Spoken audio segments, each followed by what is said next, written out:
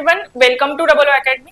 पहा, आरोग्य विभागामध्ये ज्या काही अपकमिंग वेकन्सीज आहेत त्याच्यामध्ये जीएनएम किंवा अधिपरिचारिका म्हणजे स्टाफ नर्स याच्यासाठी पण वेकन्सीज ज्या आहेत त्या येणार आहेत. त्याच्यामध्ये private 50%, staff nurse for private 50% याच्यासाठी क्रायटेरिया काय असणार आहे, त्याच्यासाठी तुमचं एज्युकेशनल क्वालिफिकेशन काय असायला पाहिजे आणि तुम्हाला सॅलरी किती मिळणार आहे याबद्दलची डिटेल इन्फॉर्मेशन जी आहे ती आपण या व्हिडिओमध्ये जाणून घेणार आहोत. ते पाहण्याआधी बघा, अकॅडमीमध्ये एएनएम आणि जीएनएम याच्यासाठी बॅचेस ज्या आहेत त्या सुरू झालेल्या आहेत. त्यामध्ये जे पण तुमचे प्रिव्हियस इयर क्वेश्चन पेपर आहेत त्याचे डिटेल अनालिसिस तुम्हाला प्रोव्हाइड केलं जातं. तुमचा जो सिलेबस आहे तो कम्प्लीट कव्हर केला जातो आणि ई बुक, टेस्ट सिरीज आणि नोट्स जे आहेत तुमच्या सिलेबसच्या अकॉर्डिंगली तुम्हाला प्रोव्हाइड केले जात आहेत. या रिगार्डिंग तुमचे काही डाऊट्स आहेत किंवा तुम्हाला बॅच जॉईन करायचे आहे तर तुम्ही कॉन्टॅक्ट करू शकता 8010457760 या नंबरवरती. तर आता आपण जाणून घेणार आहोत अधिपरिचारिका म्हणजे स्टाफ नर्स प्रायव्हेट 50% यांच्यासाठी नक्की क्रायटेरिया काय असणार आहे, कोणतं एज्युकेशन क्वालिफिकेशन असेल तर तुम्ही फॉर्म फिलअप करू शकता याविषयीची इन्फॉर्मेशन.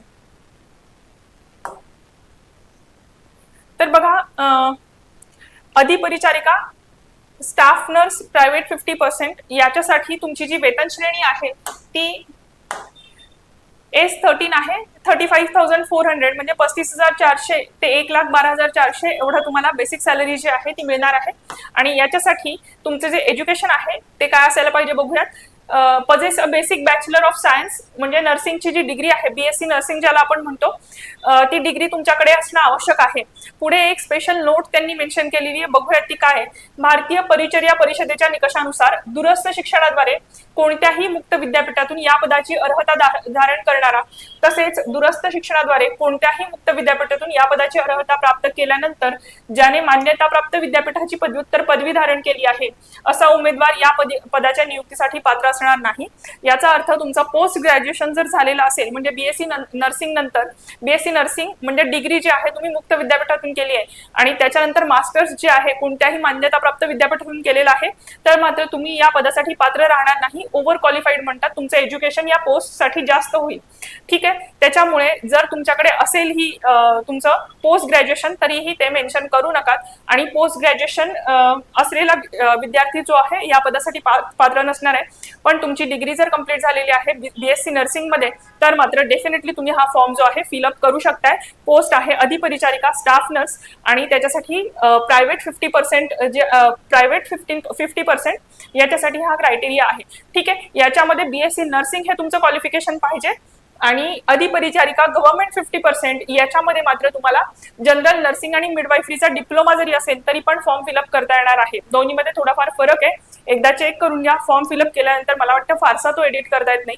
त्याच्यामुळे जेव्हा तुम्ही फॉर्म फिलअप करत असता त्यावेळेस त्याचे एज्युकेशन क्वालिफिकेशन जे आहे आणि स्पेसिफिकली मेन्शन केलेले जे नोट असतात की ज्याच्यामध्ये मेन्शन केलेलं आहे तुमचं पोस्ट ग्रॅज्युएशन असेल तर चालणार नाही वगैरे, त्या सगळ्या ज्या काही नोट्स आहेत त्या व्यवस्थित रीड करा आणि त्याच्यानंतर तुमचा फॉर्म जो आहे तुम्ही फिलअप करायचा.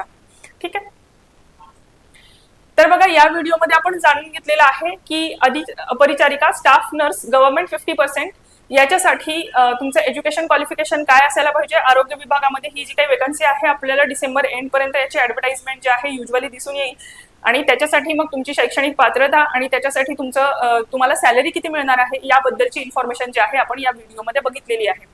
तसेच लक्षात घ्या, अकॅडमीमध्ये एएनएम आणि जीएनएम या दोन्हींसाठी बॅचेस ज्या आहेत त्या सुरू झालेल्या आहेत. या सर्व बॅचेसमध्ये जे पण तुमचे प्रिव्हियस इयर क्वेश्चन पेपर आहेत त्याचे डिटेल अनालिसिस तुम्हाला प्रोव्हाइड केलं जातं.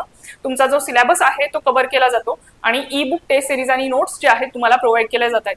या रिगार्डिंग तुमचे काही डाऊट असतील तर तुम्ही कॉन्टॅक्ट करू शकताय 8010457760 या नंबरवरती.